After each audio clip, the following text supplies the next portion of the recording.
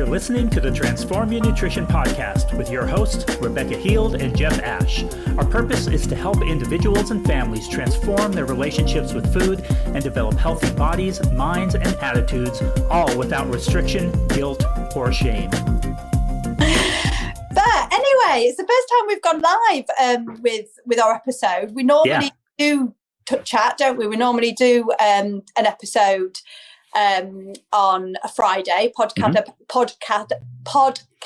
episode, but today we've decided to go live, and I think probably because it's such an important topic, isn't it? And very timely in terms of it being Children's Mental Health Awareness Week. Or Children's Mental Health Week, and we want to promote awareness around it. Yeah. Now, one thing I do want to say to anybody who's listening, anybody who's watching on the replay, Jeff and I, we're not mental health experts. This really is just a conversation from, our own experience and kind of our own thoughts on the topic. So please do, chip in if you've got any comments whatsoever. And because it would be really, really great to get some conversation going. But I guess, where do we start, Jeff? That is a great question.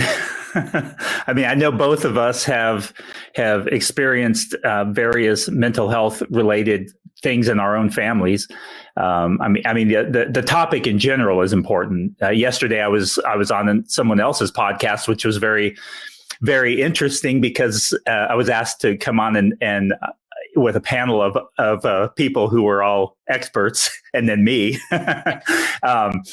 In the area, but it was a very good conversation because I think the important thing with these mental health awareness weeks and other kinds of awareness weeks is that it just sparks conversations. And I think all of us can really talk about these different things from our own perspective.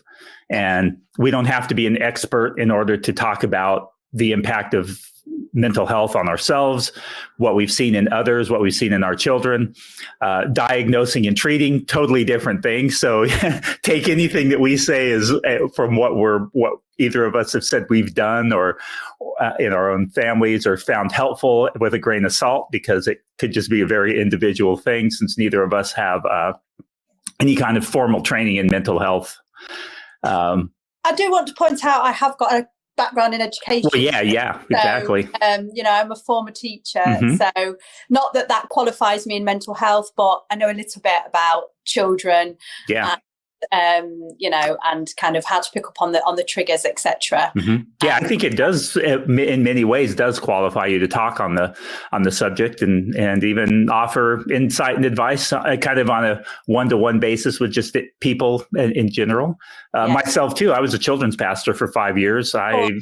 And camp counselor and camp director. So the same kind of thing. You just on the job, I guess, kind of training and learning in many ways.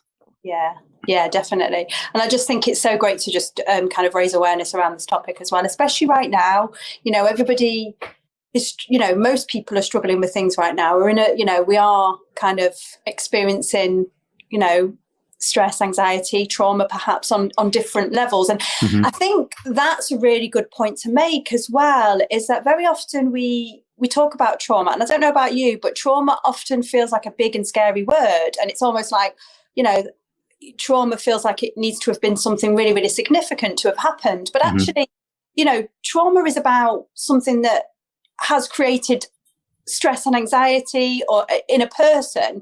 And, nobody can say whether or not that situation or that one-off situation or that ongoing situation or that one event, nobody can minimize that, if that makes any sense at all. And trauma, it's not just about experiences. It can also be about personal identity as well. People experience trauma through harassment, through bullying, through racism, through weight stigma. It's something I think that is so prevalent, yet so misunderstood. Yeah, absolutely. And that's something that I think it's really easy for us to overlook. And I know myself personally, before I really had wrapped my head around mental health to any kind of a degree, I approached it very much like I think a lot of people do, which is, if you're dealing with something mental health related, then almost like in dieting, eat less and move more when you're struggling with obesity or your weight. And same, I would sort of approach mental health in sort of that same way, which was, if you're depressed, well, just find something that makes you not so sad. It just a very twisted and complete lack of understanding of what mental health is, what trauma is, what people are dealing with when they're going through depression and anxiety. And in many ways, it took losing my first wife in death to suddenly realize, oh, that's what depression is. That's what people who have just come out of an abusive situation are dealing with. Because my first marriage was very abusive, verbally, from my wife toward myself, and then also our children. And then later I found out there was a significant amount of physical abuse from my wife in a very secretive way. And the mental abuse was even exponentially higher than what I realized. But yeah, it takes us going through it ourselves to really realize just what the impact is. Do you know, the thing is, and Karen's just commented actually saying it starts with hello, and I just want to make a point about that. But I think, and hi Karen, thanks for joining. But I think, with trauma, it's really, really not easy to identify, really, because everybody copes and deals with trauma in different ways. And I've seen that, in my own family. We've dealt with, before the pandemic, we've been through trauma. We're still coming out the other side. And I've seen how all three of us, myself and my two boys, have reacted in different ways to this. So, for example, my son, he's reacted by going into what I call shark mode. Okay. Mm-hmm. So he has become angry. He's become frustrated. It's his way of coping. His way of coping is by being loud and angry, and and really it's just a camouflage for the fear and the anxiety that he is feeling. Then you've got my other son who went into tortoise. He kind of recoiled. He went into his shell. He became withdrawn. That was his way of dealing with it.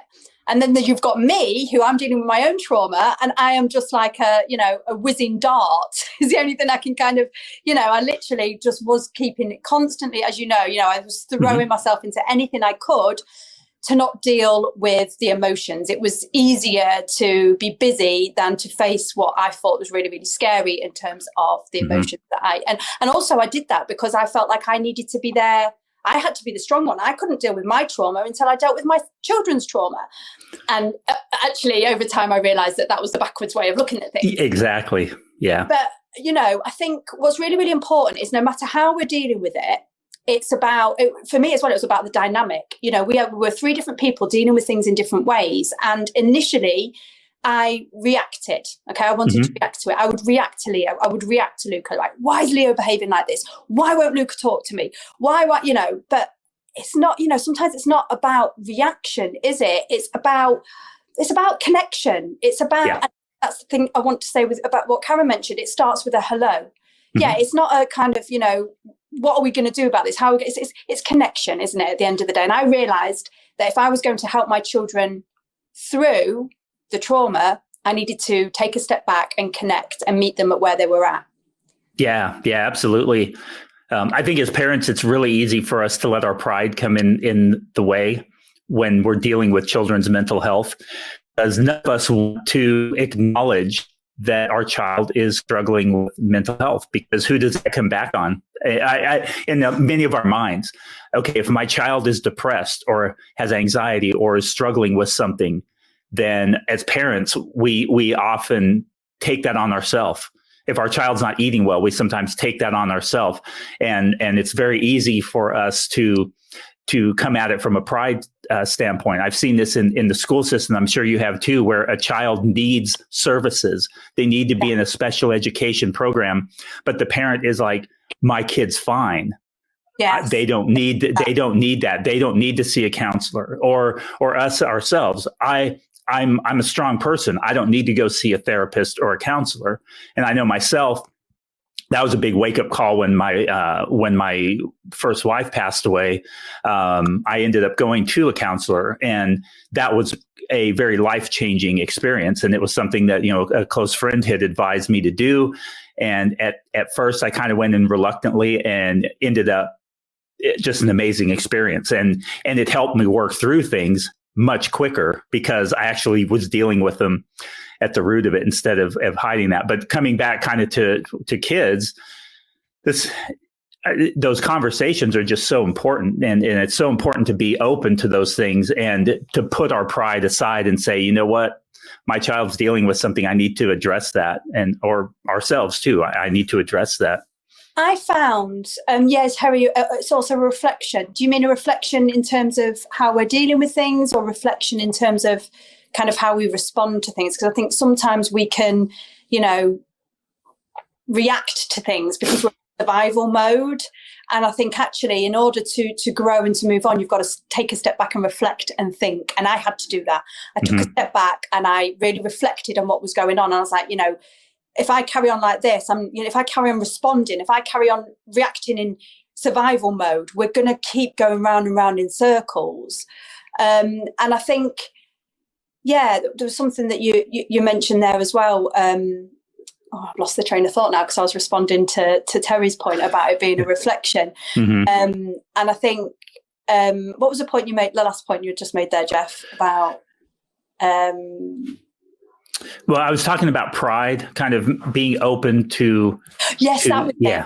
Sorry, that was it. So I also want, and that's absolutely it, because I was kind of almost trying to force Luca, like, why won't he talk to me? What's going on? And it was, and I realised then that children don't talk, do they? They do. Okay, so I found that I had to be curious. I had to start kind of like doing things that Luca enjoyed, meeting at him where he was at, rather than keep, I tried, we went into therapy, I got them to do some therapy on their own. We did some group therapy. But the best thing was when I kind of, really, really took a stock of what was going on for me and stopped trying to push and just got curious. And I think this was the point I wanted to make as well about what you've said, because I saw this, I worked and, work in education. I have done, for 15 years, ex-teacher.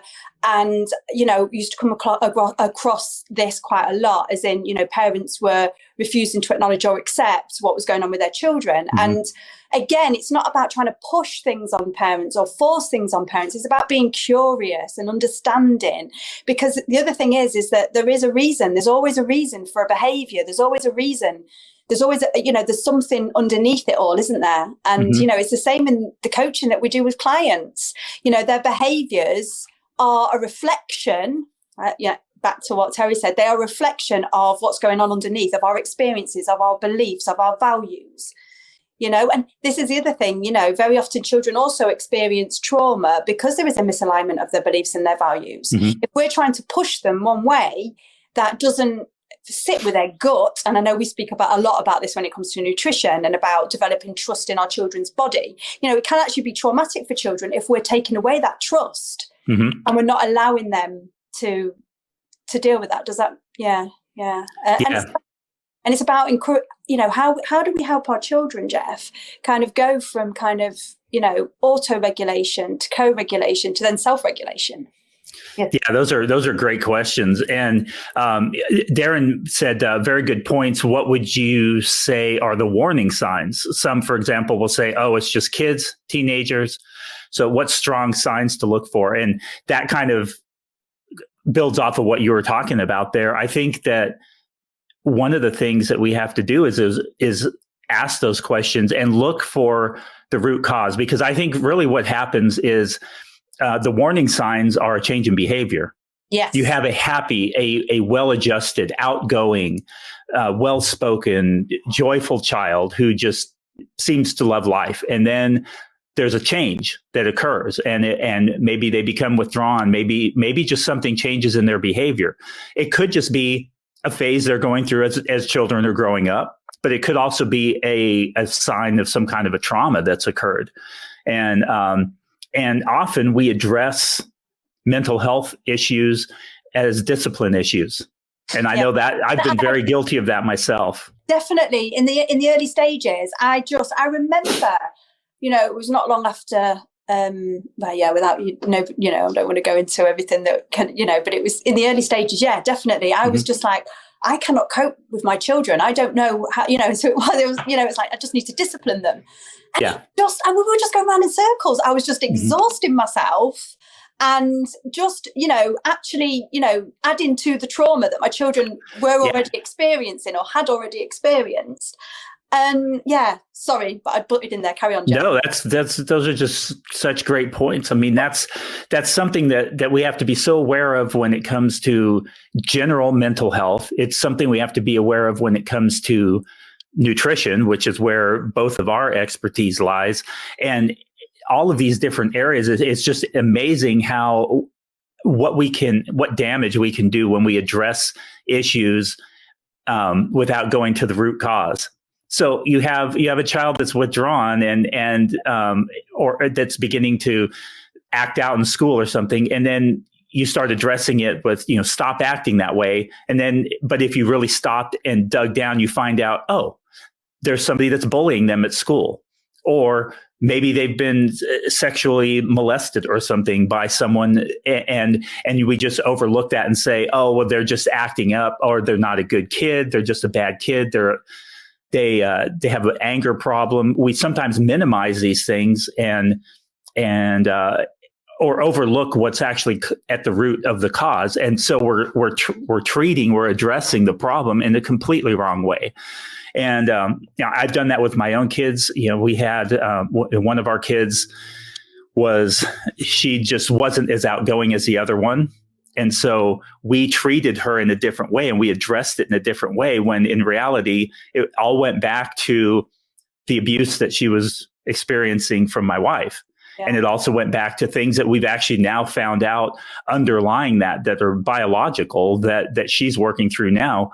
And I won't go into detail on her because she's not as open as my other one. My older daughter is like an open book to the world. So I may bring up something about her because she loves to talk about it. She loves when I share about it because she loves fact that how she's dealing with it. My older one was very outgoing, and she was always trying to connect with other people, and that was sort of her way of dealing with it. But yeah, it's without rambling on too much more, I think that's one of the key things that hopefully, as we talk about children's mental health awareness, is that we need to be aware of what's really going on and address anything, whether it's a feeding issue, a behavior issue at the core, rather than trying to treat the symptom, which is, I want you to behave properly. I want you to eat the way that I think you should eat. Yeah. How well does that work for us as adults? And we're the one. Diet.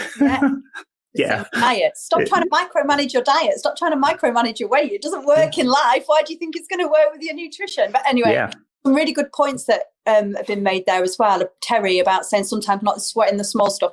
Yeah, again, it is choosing your battles, isn't it? And with Leo, a lot of it, with my youngest, a lot of it was, and the thing is that, he was desperately he wanted attention. That was his way of dealing with things, and whether it was positive or negative.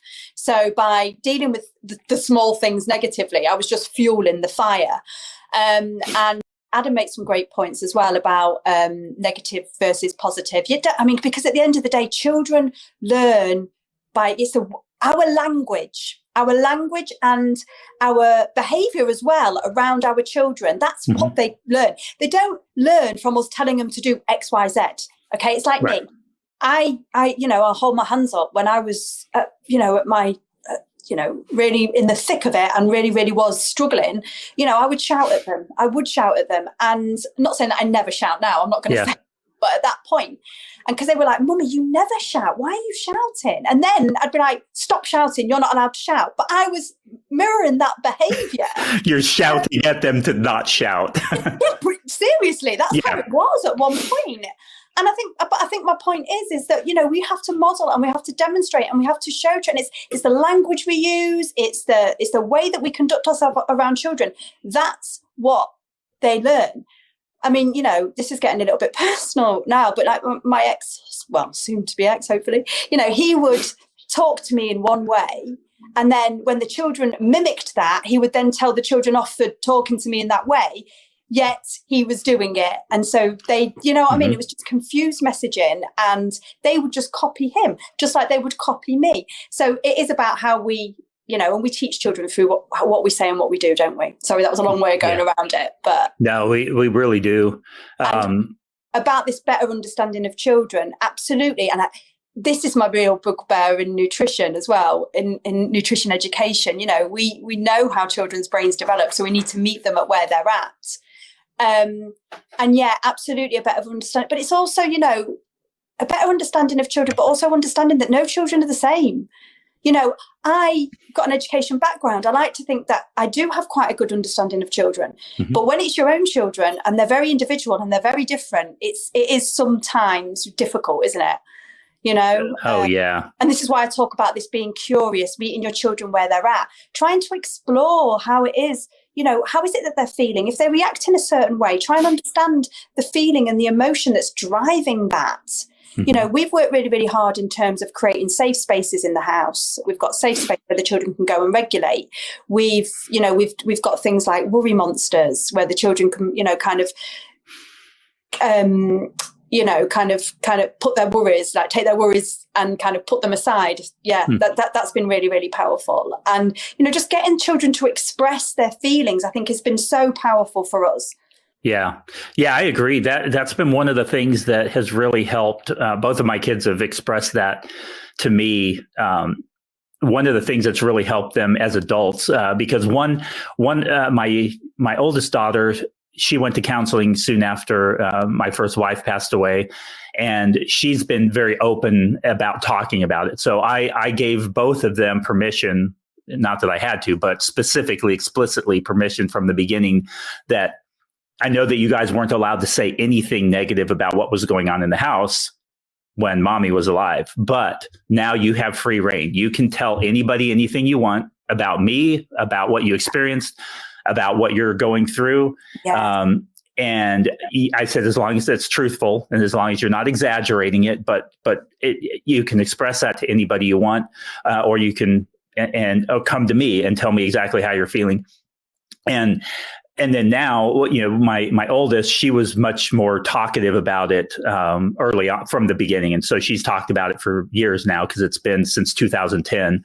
And my youngest, it took her quite a while before she was willing to actually start talking about it and dealing with it. And so both of them are still, and that is, and they're both very, very different. I mean, they are night and day different kids. Yeah.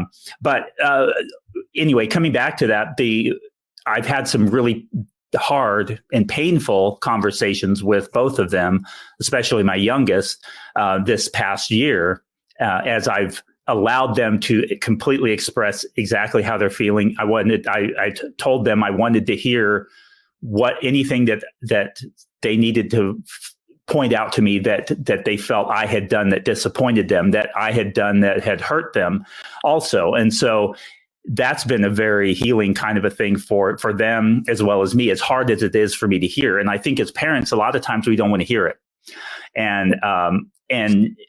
Because we are struggling and not wanting to deal with our own issues anyway. But it's so important as a parent to be willing to listen to your kids and hear what they have to say. Because when they say you've done this, and this, and that hurt me in this way, a lot of times parents will then become defensive and say, oh, no, that's not just, you need to just move on. And it could be a very small thing. Like, you used to make me eat my green beans and I hated green beans. And the parent will just blow it off as no big deal. But you know what? That's actually that's a traumatic experience for a small child. And that we deal with that when we're coaching people on dealing with nutrition issues. And when you start to understand it and actually work with people, some of these seemingly minor little stupid things, in our head, we think of them as stupid little things.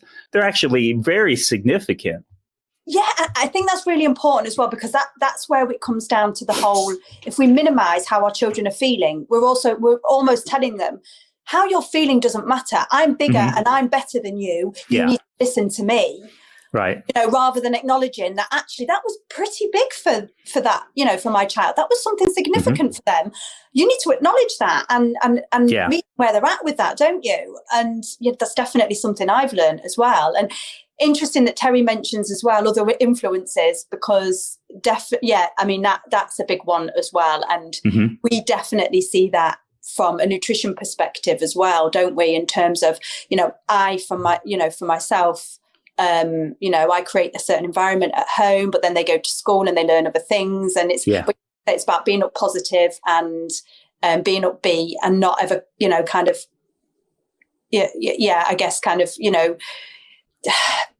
not trying to auto-correct everything all the time, I guess. Right. Yeah, well, yeah, and we can fall into that trap of commiserating. And there's a difference between listening, understanding, trying to hear them out, showing empathy, that kind of thing, and then just sort of feeding on the negativity. It's very easy. You get into a conversation with your friends and it turns into just a complaining session where everybody's just like complaining and feeding off each other. And, oh yeah, my mom did this. Oh yeah, mine did this. And you sort of build on it.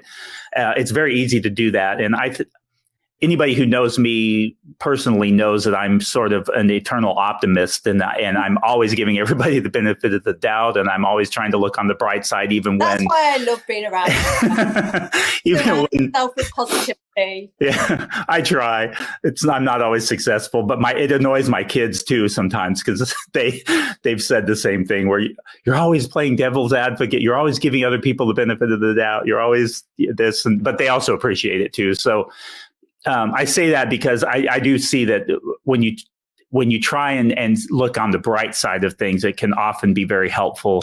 When you're doing that, and that's honestly through this pandemic, and I guess I'm kind of changing the subject a little bit, but through this pandemic, which has been very traumatic for a lot of people, I'm really hopeful that the experiences that a lot of our, for lack of a better word, privileged and sheltered kids have not had to experience. I'm hoping that through this pandemic, as people are really getting sort of a wake-up call slapped upside the head, that they'll come out the other side and be able to take some of these traumatic things that many of them have been going through socially and intellectually and psychologically, and hopefully be able to be more aware of these mental health issues, be more open to talking about them, be more open to sharing their experiences with others who are going through it now, to help them get through it.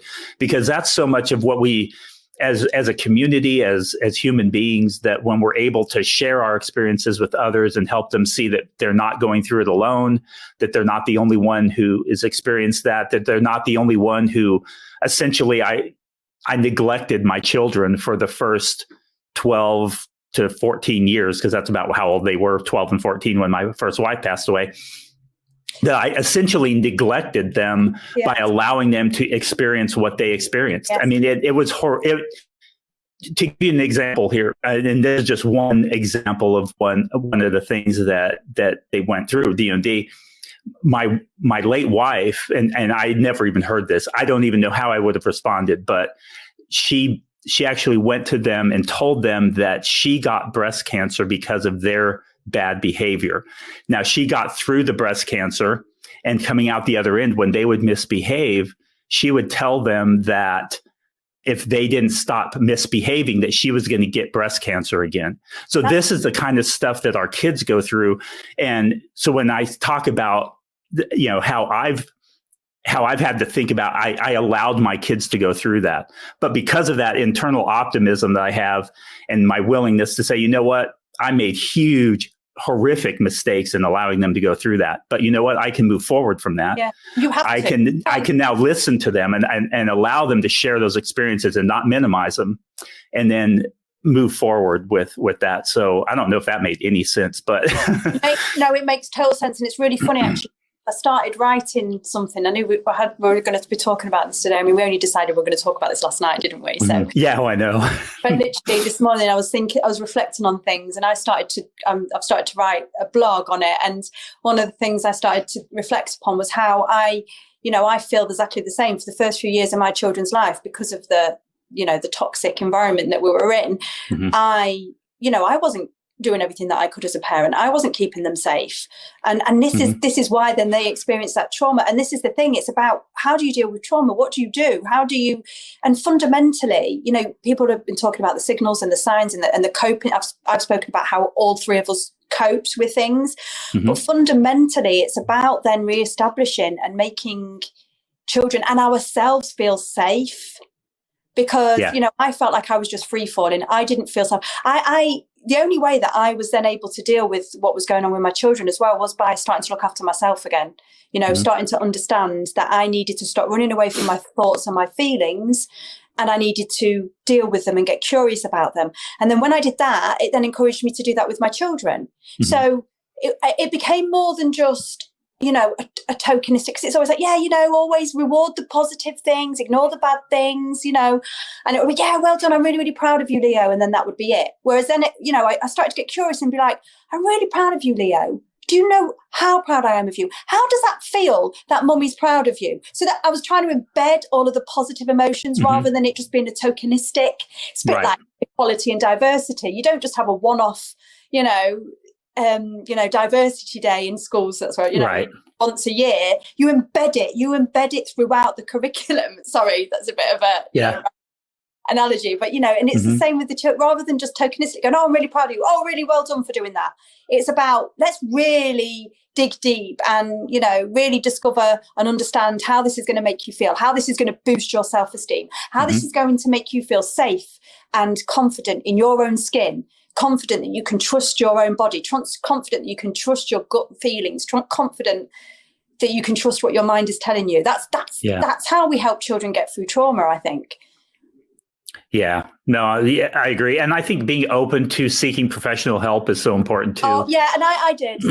Yeah. And I think, and I'm not sure how it is in the UK, I know the NHS provides basically all mental health and health services to the entire population. Here in the US, if you're in a place of privilege like myself, where I have very good health insurance and I can seek out the best medical care and I can get it almost instantly here because of that. Others who are on what we have here called Medicaid, which is basically government funded healthcare, it takes longer. So they don't get necessarily the same level of care. They're limited on on who they can see for those things. But in any case, I think seeking out that professional help at whatever level you can is so important, and being open to it and putting your pride aside and saying, you know what? Yeah, and my child may need medication to work through this. There may be enough trauma that's gone on, and that was something I was very opposed to early on. My lack of knowledge. Things like that. I was like, no, they don't need to be on any kind of medication. They just need to, deal with this and those kinds of things. And but just being open to whatever is necessary to help them get that mental health, those mental health issues dealt with, managed in many cases is the best that we can do.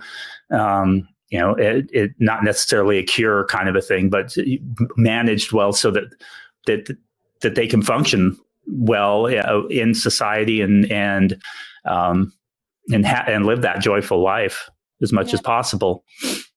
Yeah, and it's so important. Trauma is, it has such an impact. Like I said to you before, we can't minimize it because everybody responds differently. But the truth is that trauma does affect the brain. It does. Yeah. I'm no expert in this again, like I said, but I do know that it kind of it's an intensified stress, isn't it? And it basically means that your right and your left hand side of the brain aren't communicating properly. Yeah. But there are things as well. There are practical things you can do to deal with that. One thing I found with my children, sorry if I'm changing the topic a bit, just but this is a random conversation essentially with a loose topic. Things as well to leave people with, but kind of, I found with my children that stimulating all of their senses, doing things with both hands, really, really helped to regulate. For Leo, definitely, it really, really helped to regulate him. This is for younger children. Well, no, that can work for older children as well. Mindfulness, lots. I mean, there is so much out there now in terms of, for children to support mindfulness and things like that. My Leo really has responded really, really well to yoga and things like that, which has been great. Mindful walks, that can be really, really good for teenagers as well as younger children, doing mindful walks and trying to kind of, get back and connect with nature and stuff like that. And for younger children, things like puppets and kind of, role play. Yeah. I found that really, really, not so much for Luca. Luca's a bit older now, he's 10, but for Leo, that was really, really powerful in terms of, because he could kind of express, I remember some stuff, we used to do loads of role play last summer because we had quite a lot of things happen at once. And then, and I think, just role play without going into the details, but, we used to do a lot of that in the garden, and he would pretend to be a shark. Oh, yeah. Which is why I think shark mode is just sums him up all over. And I think I was a jellyfish or something, and he would role play things, and he would talk about clearly relating to things that had happened to him, but it was his way of dealing with it. And like I said to you before, like things like gratitude jars, worry boxes, we created kind of a bit of a toolbox, all the things that the boys enjoyed that keep them safe. We kind of put them in one place so that they could go and self-regulate. Sorry, going off on one a little bit there with them. One thing that I when I was doing secondary, one activity that I used once with there was a teenager who was struggling with things, and I got them. We did a practical activity where I can't remember where I got this from, but there was a shampoo bottle, and we kind of did an activity where it was like I think we squeezed everything out of the shampoo bottle really, and then tried to get it back in. And the point of it was, it's so much harder to get things back in once you've kind of let them out. Does that make sense? So it's just a nice way of helping teenagers to kind of try and kind of be more curious and think about things and stuff like that. Yeah. I think that's, it kind of reminds me of some of the things that have worked well for my older daughter, and she does a lot of journaling, that kind of thing, and writing. She has used her Christian faith as a big driving force in the way that she has worked through and responded to a lot of this. And so she's started a ministry where she's really targeting teenage girls, college age girls. And of course, she's kind of in that range herself too. She's 25, and being very open to sharing what she has gone through, how it's affected her, how she's worked through it, listening to all these other girls talking about their experiences, and basically forming this sort of community of people who know they have someone there just to listen. And she's not by any means treating in any of the mental illness that some of them are dealing with, but just having a listening ear there, somebody who is willing to listen and try and understand, is so therapeutic for people. And having those different activities and being able to express yourself as you were talking about. And, with kids, those role-playing things, those activities, and often those activities, I found working with teenagers and kids in different ways, you build that relationship where they trust you. Exactly. And then they'll actually come. I've had some teenage kids who just come to me with incredible things, and children, because you're not being judgmental. You're not telling them what to do. You're just there as somewhat of a friend, obviously as an adult authority figure, like as a camp counselor, as a pastor, as a teacher, as a parent. It's not the same kind of a friendship level, but in many ways, there is that level of friendship and trust that develops to where then they're much more open to share what's going on, and finding people, finding a way to connect in that way can just be really helpful. Yeah. Do you know what I always think as well? Be the rainbow in their storm. If you can be the rainbow in somebody's storm, that connection, that can really, really help someone to feel safe and feel connected. Yeah. It also brings me on to a couple of things actually that I wanted to kind of hopefully touch on if we've got time. And one of them is around routines and structure. When we spoke earlier, and I thought about this when we spoke earlier, when we talked about dealing with behaviour and not kind of, necessarily punishing, all the time and stuff. And no, and I agree, it's like, deal with the things that need to be dealt with and don't sweat the small stuff. But having said that, children do need structure. They do need some discipline. They do need some routine. It's good for them. That's how we help them to regulate. That's how we teach them. We co-regulate with them so that they can self-regulate. Yeah.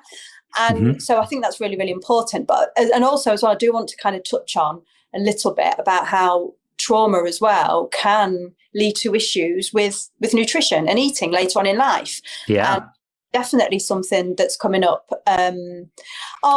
Thanks, Terry, for joining in. If you want to come back and watch the rest of the replay and comment, then please do, or just reach out to us.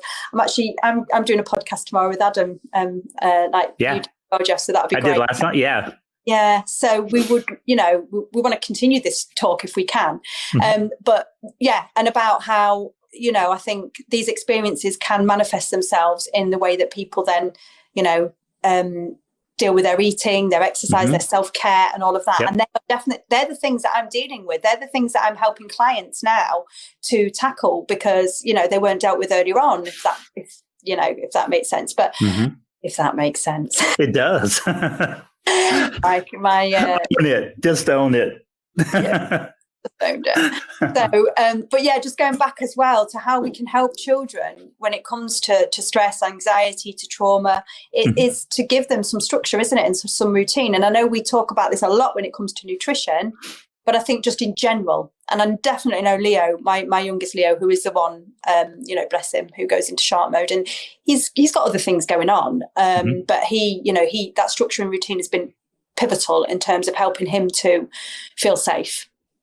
Yeah, I couldn't agree more. That just as another personal example, when my first wife passed away, my response to that was because of what they had been through, and as I was realizing just how bad it was, and sort of admitting to myself how bad it was, I kind of went the other way, and there was almost no structure at all for quite a while there following that, and it definitely manifested in some problems that then of course had to deal with later. But that structure is so helpful, and kids, that structure makes kids feel safe. That's what's really interesting is a lot of times we think that the structure is controlling, and of course it can be, but we need that structure. They need that structure to thrive and to grow, and especially with their eating. That's something we talk about. I know both of us, that's one of the big things we address with clients, and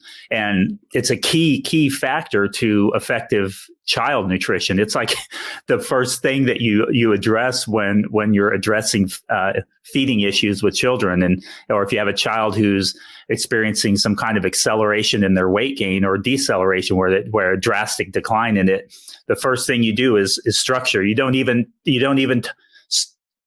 care what they're eating, like the what. It's like if all they're eating is McDonald's chicken nuggets and French fries, and that's the only thing, the first thing you do is you get structure in place, and then you start to work on other aspects of that. And often, our expertise is in the area of nutrition, and in nutrition, a lot of times, what do we do? We have this major problem, and instead of just instituting the structure, we say, okay, I need to cut out sugar. I need to cut out refine. I need to go all organic. I need to do, and we just like attack it from completely the wrong direction. And we do the same thing with trauma. The kids experience some kind of traumatic experience, and it's manifesting itself in some kind of behavior. And so what do? We discipline and punish them. Yeah. We discipline and punish the kid for their behavior, instead of saying, there's something underlying this that we should probably address and figure out. And then the behavior comes along, and we see that with clients. You work with the underlying issues, and magically their weight stabilizes, or it comes back down to where their normal set point is, and those kinds of things. Yeah. And actually, do you know what? That's does bring me on to a really important point, actually, about kind of managing weight. And, now obviously, 99% of clients that come to me have got aesthetic goals. They've got body goals. Okay. But I always say, 99% of them, in fact, 100% of them actually have got, issues with their relationship with food. And I always say, the quickest way for you to get to your aesthetic goals is for you to heal your poor relationship with food. Yeah. Because when you heal your poor relationship with food, you then are able to exercise consistency. You're able to know what it feels like and what you need to do to be at maintenance. And you also become so much more self-aware that you don't lose it around certain foods that you feel that you can't control yourself around. So it's, once you start to heal your relationship with food, you can build that consistency that means you reach your aesthetic goals. And I guess it's, and exactly the same with trauma. It's, it is about dealing with what's going on underneath. If you haven't got a healthy relationship with yourself, if you're struggling with that, then it's about how you deal with that. And what do we do when we're trying to build healthy relationships with clients? When we're encouraging clients to build healthy relationships with food, we get curious, we dig deep, we're interested in the whole person, right?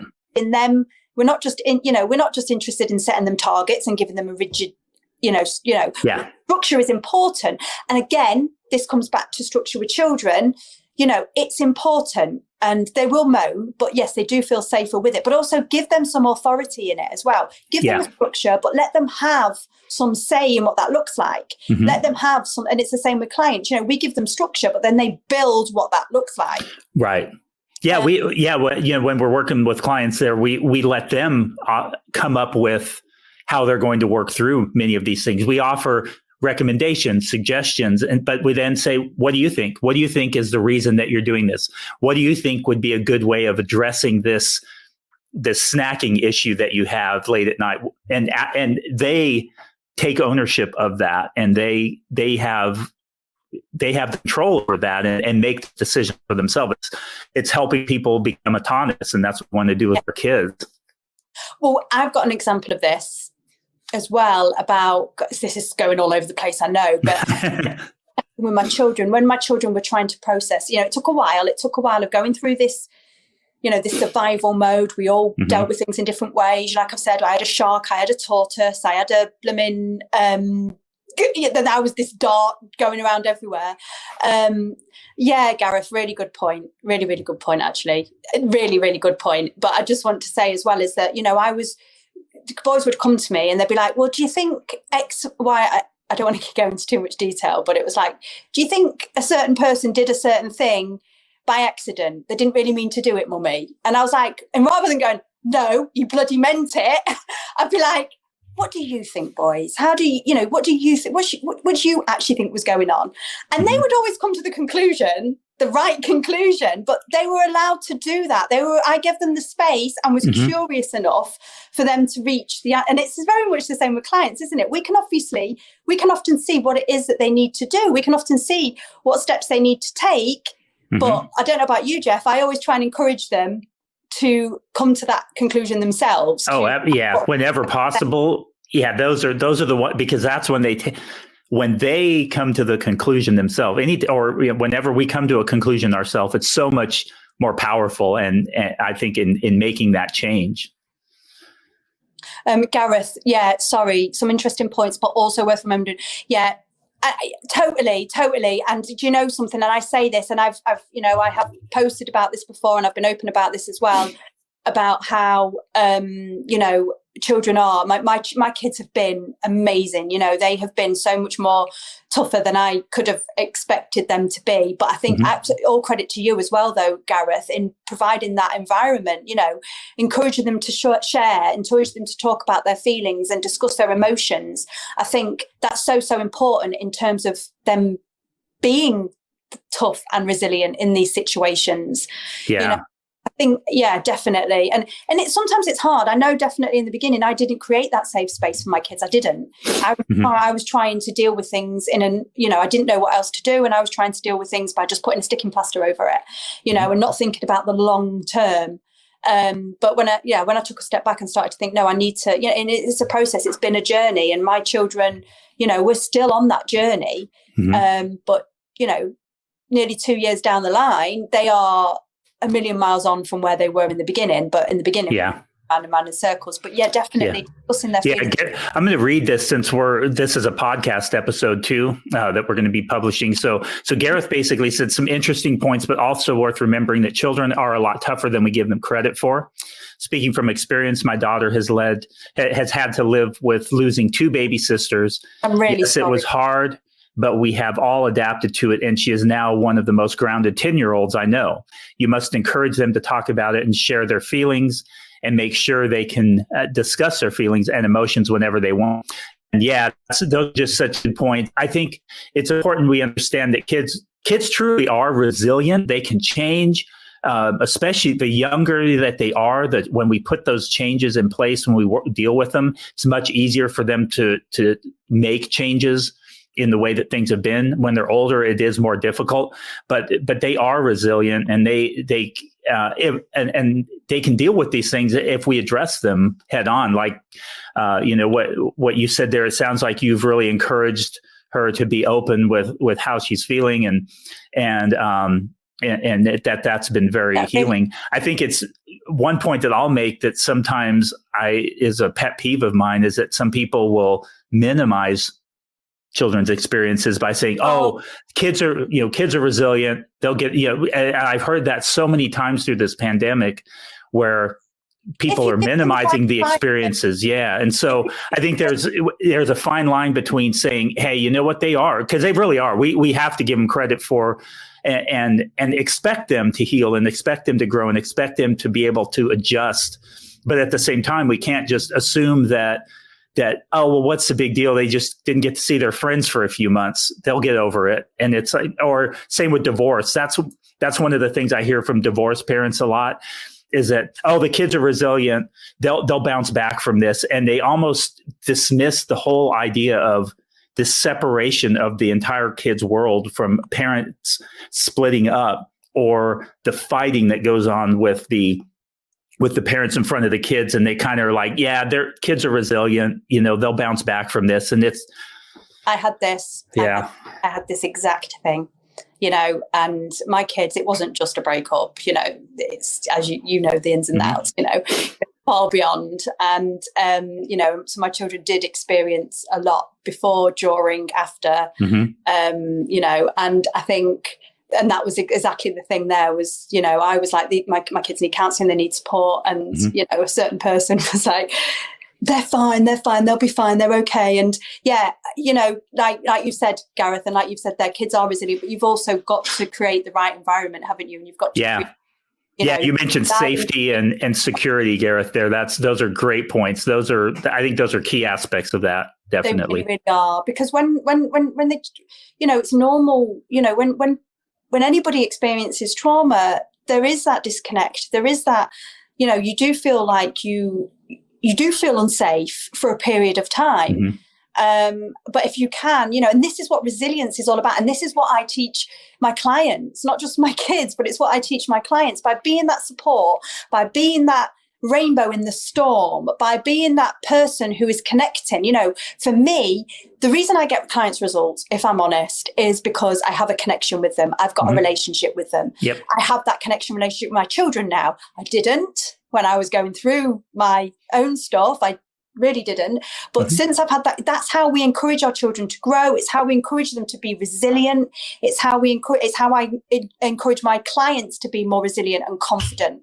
I had a session this morning with a client who is so much more resilient further down the line. And that is because, it's about that relationship, and it's about being curious, and it's about providing that environment for them to grow, isn't it? Yeah, I couldn't agree more. And it's great when you're able to have those relationships with our clients when they're willing to open up about these things, because it makes it so much easier to get down to those root issues, rather than just coaching them on what macro split or how many calories that they want to do.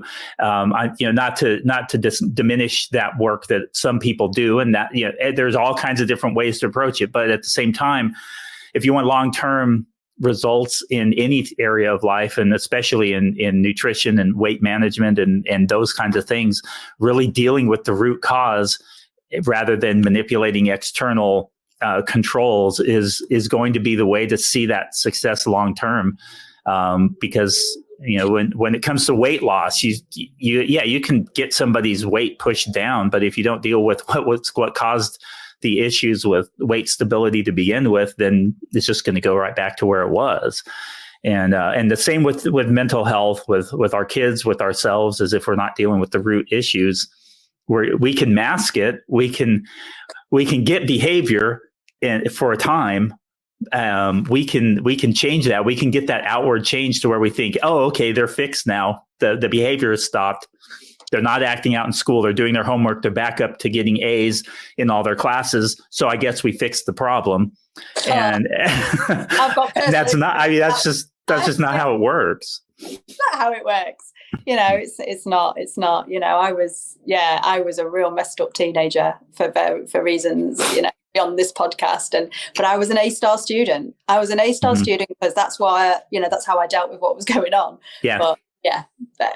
Anyway. Yeah, sometimes the good behavior is actually the manifestation of the traumatic experiences, which is, again, since we're not mental health experts, I'm sure a mental health expert could unpack that and explain how that is. I'm just basing it on what these observations. We are only talking from experience, I think. Exactly. I think that caveat does need to be there. So if we've said anything that is inaccurate, or please do flag us up on it, because we any feedback would be really, really kind of invaluable, I guess. Mm-hmm. Just like if anything resonated or rang true, we would love that feedback as well. Jeff and I think really, we're on a journey ourselves. We're learning and we're developing as practitioners.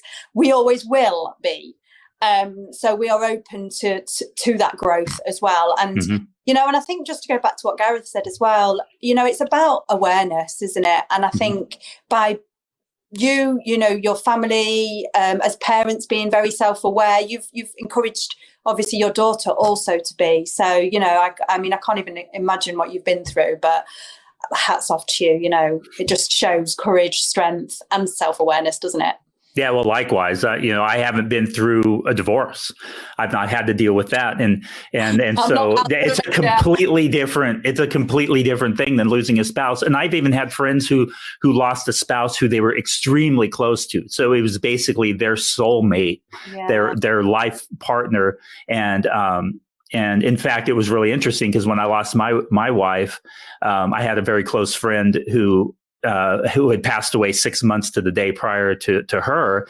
And so his wife, and I connected and were really able to lean on each other. It was really interesting because they had like this model marriage, this model relationship, and they'd been friends of ours for years. And then my wife and I had kind of the opposite. It looked good on the outside to a lot of people, but it was horrific on the inside.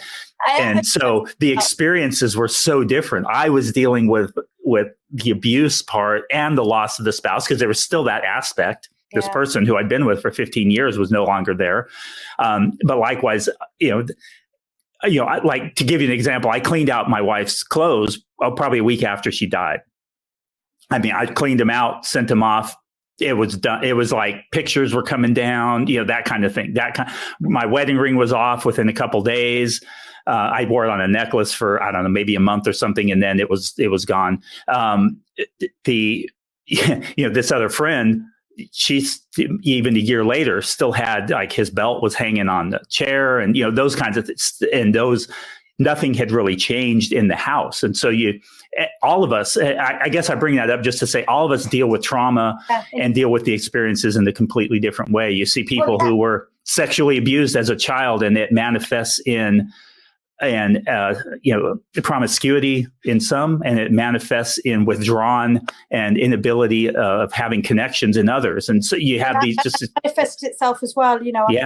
Clients, it can manifest itself in a poor relationship with food. Yeah. So we have to. I guess my point in this is that with this whole mental health awareness thing, I think that's a key point to point out too. Is that just we all deal with it in so many different ways, and there's no right or wrong way to deal with. There's right and wrong ways to approach how we're managing it, I guess, but there's no right or wrong way to experience it. We all experience it in a different way, and we can't say, well, my experience was this way, so your experience should be the same way. And that's something we have to be aware of too. Yeah, and that was the point I was trying to make before as well, about how, I had a shark, a tortoise, and a dart. Yeah. And we were, but it didn't matter how we were dealing with it. It was about the dynamic and how I was going to deal with that, I guess. Anyway, I have a client. Yes. So we are going to have to wrap it up. Yeah. If anybody, is watching, has got anything they want to leave us with, or, if you are watching the replay, please do type in #replay and post any of your comments whatsoever. And like I said, we really would love your feedback, in any way, shape or form. If you don't want to comment on here, then please do reach out to us as well. Because this is what it's all about. It's about, isn't it? And if you're interested in listening to the two of us talk on a regular basis, we also have our Monday mornings that we go live and just talk about nutrition related stuff 99.9% of the time. And then we also have our podcast, Transform Your Nutrition. And you can find that on iTunes, Spotify, or any of the other platforms that podcasts are available. So we'd love for you to listen to us out there as well. And just one final thing, I am doing a free webinar on Tuesday. Yes. Just because it's coming up on Tuesday and you've made me think about that. But if anybody's interested, I'm going to be doing a free webinar on Tuesday that is going to explain a little bit about my approach, how I work, what is working with clients. It's going to give some practical strategies. And I've also got one of my amazing clients who I did refer to earlier, actually, who's going to be coming. And she's somebody who struggled, she's struggled also, kind of with things over time, but she's coming up, completely coming out the other end. Going to talk about her journey and how it is that our relationship supported her to come out the other side. So that's fantastic. Yeah, I'll pop that in the comments for anyone who's interested. So yes, thanks ever so much, Jeff. I've really enjoyed today's talk. Yeah, me too. A bit nervous about talking about things that I'm not really qualified to talk about. Hey ho. Yeah. Thanks. Well, we gave the disclaimer at the beginning, so it's official. We can say whatever we want, and the people know it's just our opinion. Exactly that. Exactly. Non-expert opinion on this particular topic. Yeah, but I think we did talk about this, didn't we, Jeff? And we said at the end of the day, this is about awareness. Exactly. Exactly. The more that we talk about this, and the more that we bring this to the forefront of people's minds, and the more that we can encourage that, the better. Yeah. Anyway. 4 minutes to go to my client. So I will love you and leave you. And I'll see you very, very soon. Enjoy the rest of the day. Yep. Have a great weekend. Bye.